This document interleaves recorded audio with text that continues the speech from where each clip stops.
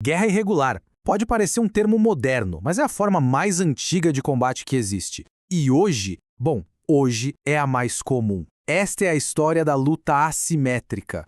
Um tipo de conflito que os exércitos mais poderosos do mundo simplesmente parecem não conseguir vencer.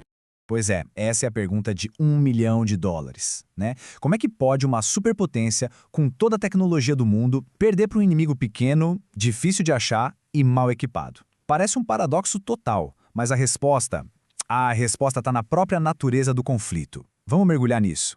E para a gente começar a entender essa virada de chave, vamos dar uma olhada em 2 ataques, 2 momentos que mudaram a história. O impacto foi gigantesco nos 2 casos, mas a forma como aconteceram, aí é que tá, são 2 mundos completamente diferentes. Olha só que brutal a diferença aqui. De um lado, um Estado-nação, o Império do Japão, com mais de 350 aviões, dezenas de navios de guerra, toda a máquina militar de um país. Do outro, 19 pessoas, usando aviões comerciais, uma ferramenta do dia a dia, contra o próprio dono. Pearl Harbor foi guerra de manual, Estado contra Estado, alvo militar. Já o 11 de setembro foi outra coisa. Foi uma guerra irregular, pensada não para destruir um exército, mas para quebrar o espírito, para abalar a confiança de uma nação inteira. Mas aí que está o pulo do gato. Essa tal nova forma de guerra não tem absolutamente nada de novo. Pelo contrário, é, na verdade, a forma mais antiga de todas. É a estratégia de quem olha para o inimigo e pensa: ok, na força bruta eu não ganho, preciso lutar de outro jeito. A definição oficial parece simples, né? Mas é aí que mora o perigo.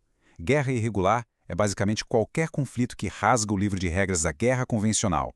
Não tem uniforme, não tem linha de frente bem definida, é a guerra que acontece nas sombras, feita por grupos que não são país, não são Estado oficial.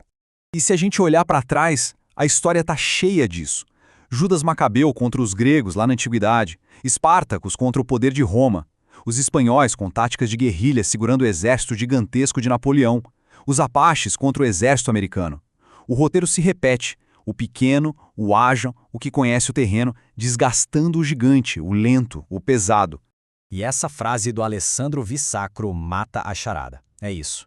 A guerra irregular é a alternativa de luta dos fracos. É a arma de quem não tem outra arma.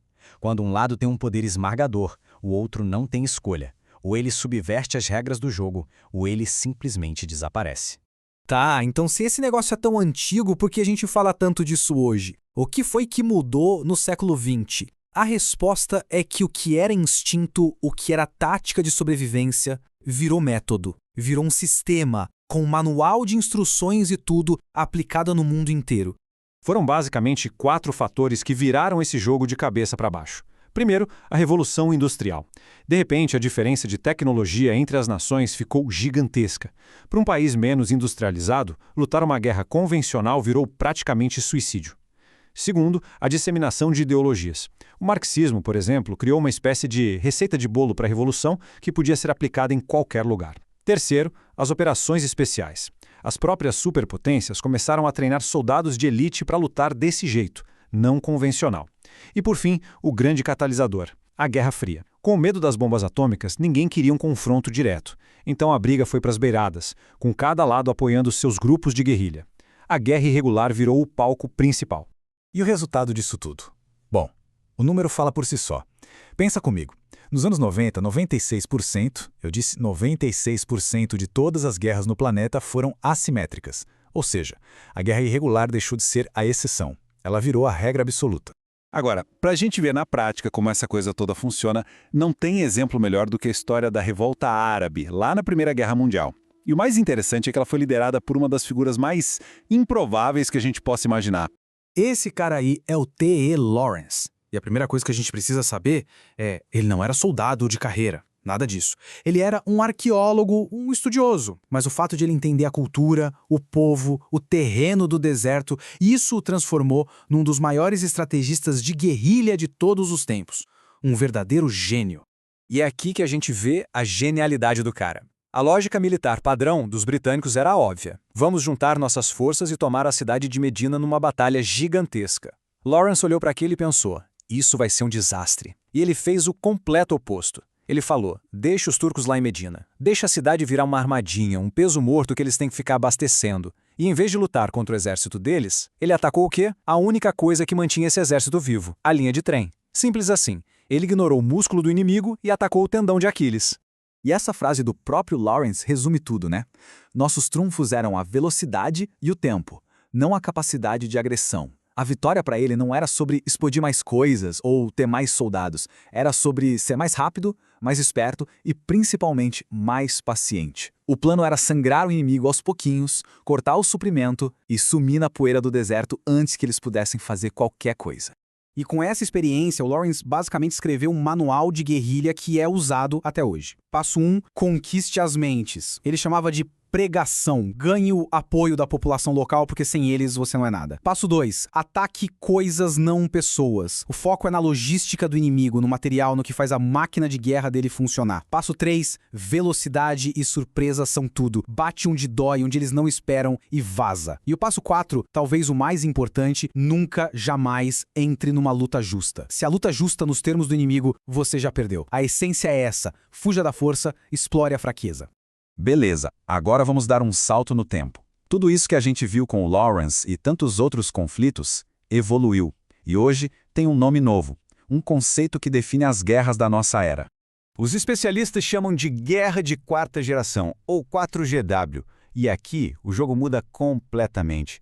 Aquela linha clara entre o soldado e o civil, ela fica embaçada, praticamente some. Os alvos não são mais só bases militares, são a nossa mente, a nossa sociedade. O objetivo final não é derrotar um exército no campo de batalha, é quebrar a vontade de uma nação inteira de continuar lutando. Nesse novo campo de batalha, quem luta não é mais um exército com bandeira e uniforme.